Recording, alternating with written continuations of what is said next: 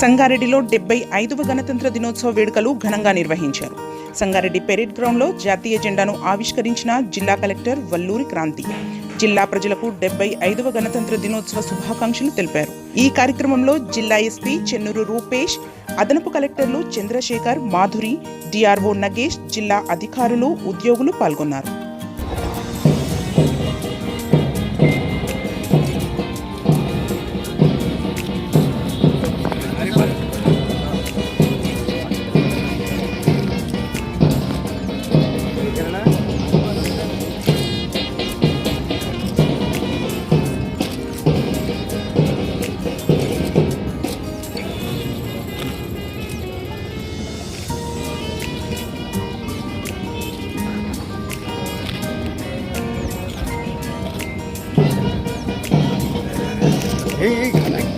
अच्छा बुद्धि था ना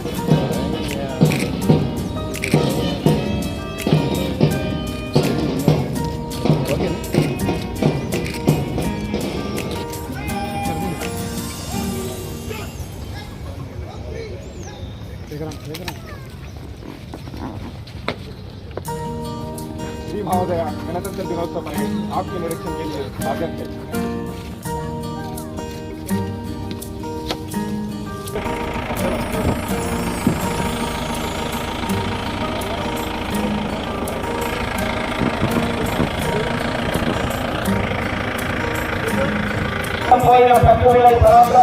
భారతీయులు అలాంటి మహాత్ముల యొక్క స్థాపనకు 26వ జనవరి పతాకాన్ని ఆవిష్కరించి గౌరవనీయ కలెక్టర్ మేడం గారు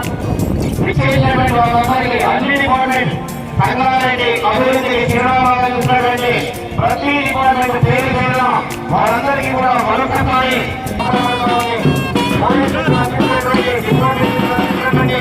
గౌరవనీయ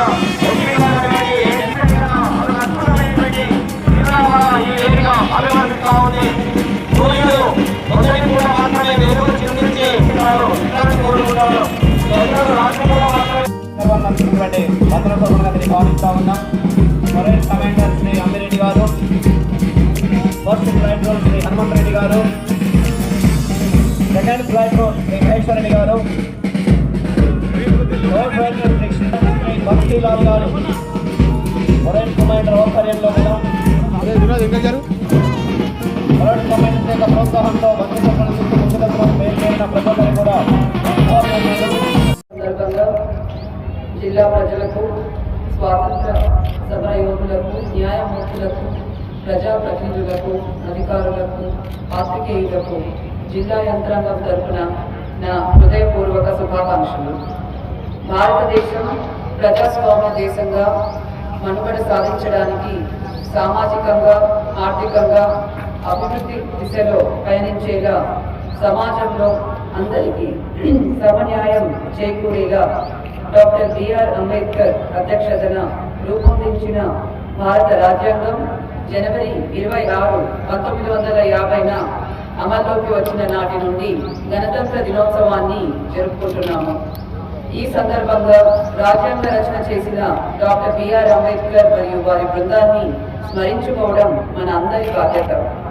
దేశ స్వాతంత్ర్యం కోసం పోరాడి అసూలు బాసిన ఎందరో మహనీయులకు ఈ సందర్భంగా నివాళులు అర్పిస్తూ వారి ఆశయాలకు అనుగుణంగా ముందుకు సాగుదాం.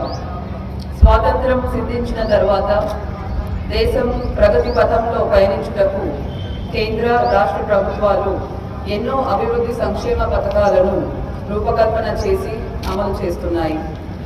ప్రజలకు సంక్షేమ పాలన అందించాలన్నదే తెలంగాణ ప్రభుత్వం లక్ష్యం.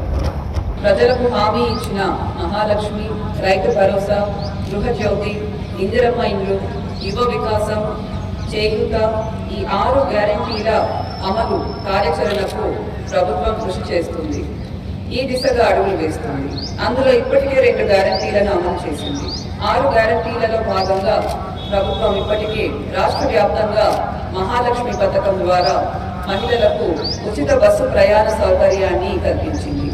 ఈ పథకం జిల్లాలోని అన్ని పల్లె వెలుగు ఎక్స్ప్రెస్ బస్సులలో అమలు చేస్తున్నాము.